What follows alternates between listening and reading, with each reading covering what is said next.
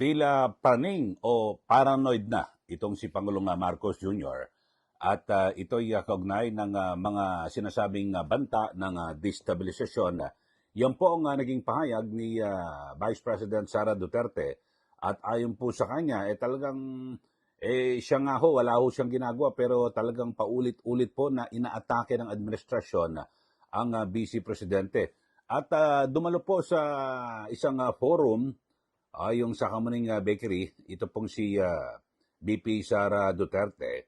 At sinabi niya na tila, nakos, parang sobra na raw po ang pagtututok sa kanya ng kampo po ng Pangulo. Ang sabi nga ho, ikunento ni VP Sara Duterte na kahit saan daw siya magpunta, tinatanong kung ilan ang kasama, tapos kapag may opisyal ng gobyerno na bumisita sa kanyang tanggapan o kahit saan, basta nakausap po si VP Sara, agad na tinatanong bakit, anong ginagawa niyan? Okay, Inday Sara. So, yun po, ayon po kay Duterte, yung mga ganitong ugali ay tanda ng paranoia o insecurity. So, insecure di umano, ito pong si Pangulong Marcos. At kasi, ang sabi niya, talagang kapag ang tao ay may bisyo, ay nagiging paranoid at insecure. Kayo ho, anong masasabi niyo ho rito mga kababayan? At kasi sabi ho, walang nagsasabi na patalsikin si Pangulong Marcos Jr. Ang mga panawagan ay mag-resign. Iba kasi yung pagpapatalsik at yung pagre-resign. Yung pag-resign, voluntaryo na mabibitaw ito pong si Pangulong Marcos Jr. Samantalang patalsikin, yun, talagang gagawa ng pamamaraan kung ano man na talagang persahang mapatalsik, mapaalis sa pwesto. Ito pong si Pangulong Marcos Jr. Kasi ito ang tugon ni VP Sara sa binabanggit ni Marcos Jr. na politika raw ho yan, itong mga isyong ito sa flood control at pilit daw po siyang idinadawit. O yun. Ito, pakinggan ho natin mga kababayan ang pahayag mismo ni VP Sara Duterte kaugnay ng kanyang binabanggit na nako, paranoid. Ito'y uri ng paranoia. Sa ibang tawag ho natin, praning. Ito pong si Pangulong Marcos Jr. Okay, panoorin. Pakinggan niyo ho, mga kababayan. Walang nagsasabi na oust Marcos. Ang merong mga grupo na nagsasabi resign. Yun lang ang the most na sinasabi ng mga tao.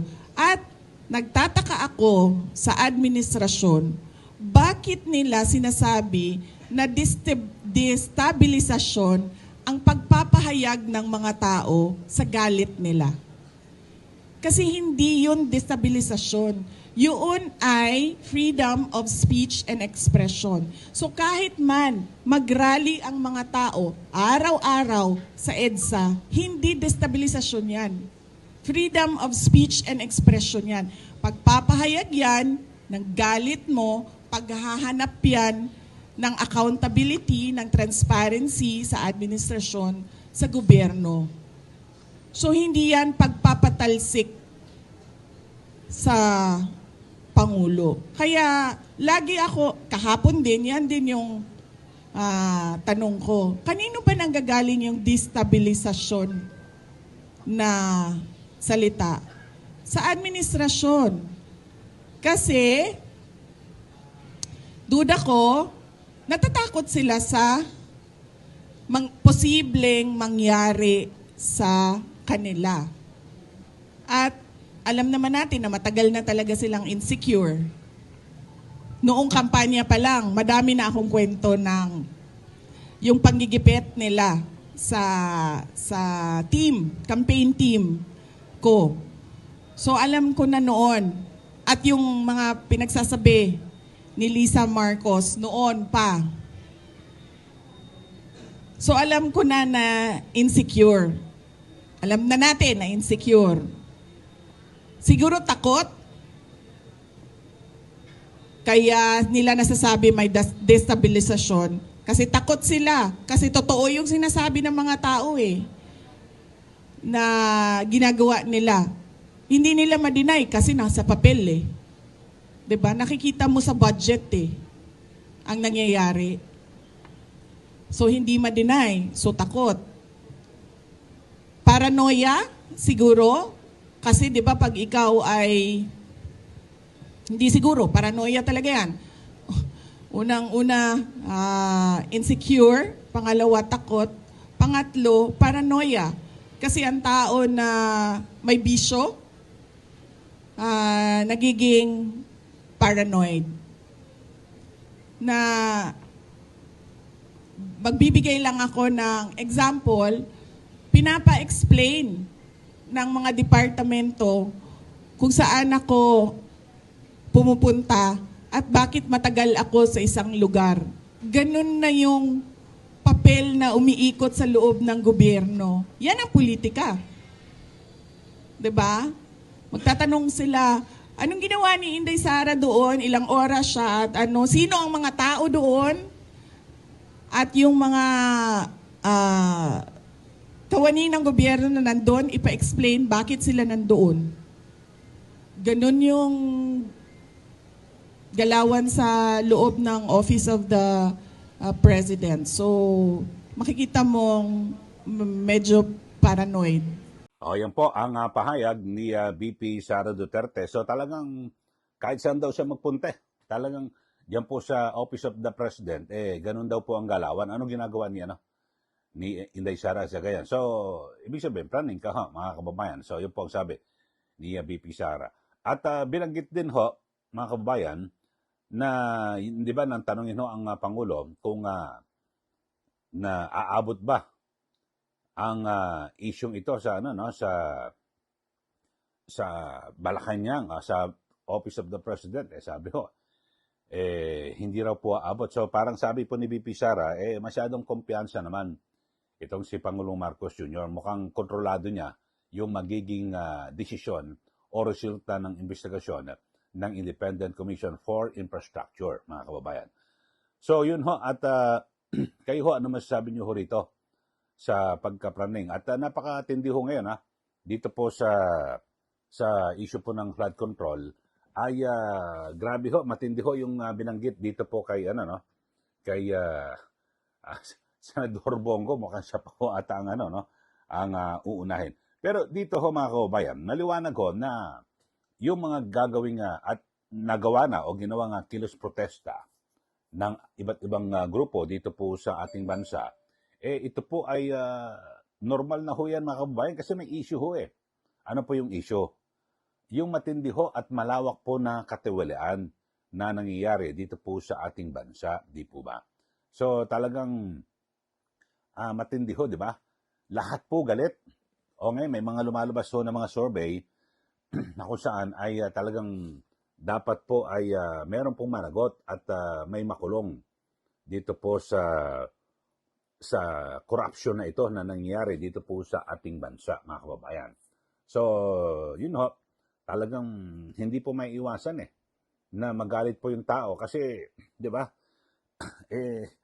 pera po ng taong bayan, ang dami. Kung susumahin nyo mula nang magsimula ang administrasyon ni Pangulong Marcos Jr., trilyon na po ang naibulsa, nakulimbat.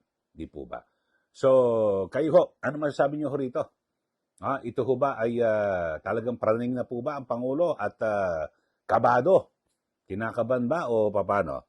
At dahil sa talagang marami po, ito yung mga bantala naman ng mga kilos protesta. Bagamat yung sinasabi sa military, hindi naman kumpirmado at yan po ay pinabulaanan ng Armed Forces of the Philippines at maging ng Philippine National Police. Pero talagang yung mga tao, magsasagawa rin daw po ng kilos protesta, di po ba sa November 30, Bonifacio Day.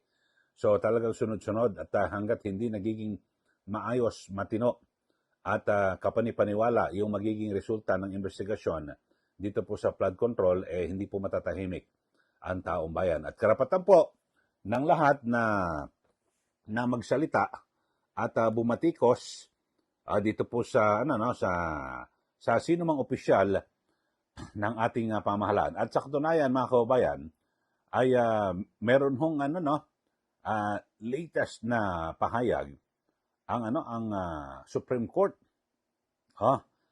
na kung saan ay ito sabi na yung anumang mga remarks o pahayag laban po sa mga opisyal ng gobyerno ay hindi po masasabing agad na slander O lalo't kung pag-uusapan yung performance ng mga opisyal. Ito po ay base no sa pahayag ng Supreme Court. O ayan ho. At kaya pwede ho tayong bumatikos. At lalo't kung sa performance ng mga opisyal ng gobyerno yung pinag-uusapan. Sabi po ng Korte Suprema na yung mga remarks, mga pahayag, mga batikos laban po sa mga public officials ay hindi po kinukonsidera na slander kung performance po pag-uusapan yung trabaho ng mga opisyal dahil sa ito po ay bahagi ng free speech empowers the public in holding officials accountable. Ayun. Kaya talagang dapat lang ho, ako talagang madalas ako bumatikos sa mga opisyal ng gobyerno. So wala po, hindi ho tayo pwedeng idemanda, mga kababayan. At sabi po ng Supreme Court ay ang sino mang tao na may otoridad na mga opisyal ng gobyerno, partikular yung mga elected by the public, ay must be prepared for scrutiny as well as criticism. So, pag pumasok ka sa politika, alam mo na halal ka, sabi po ng Supreme Court, dapat makahanda ka na ikaw ay busisiin at talagang bantayan at batikusin. Yan po mga kababayan. Wala pong lugar na magiging sensitibo o balat sibuyas sa public service. So yan po ang sinasabi ng Korte Suprema. So, di ba? Malayang pamahayag. Kung ayaw niyong masisita, ayaw niyong mabatikos yung mga opisyal ng gobyerno, wag ko kayo pumasok sa public service. Yan po sabi ng Supreme Court. Okay, so kayo po mga kababayan, ano po masasabi niyo rito? Sabi po ni BP Sara, nako, parang napapraning na ho si Pangulong Marcos Jr. at di umano ay sabi niya, ito na nga, pag may bisyo ka, talagang paranoid ka at insecure.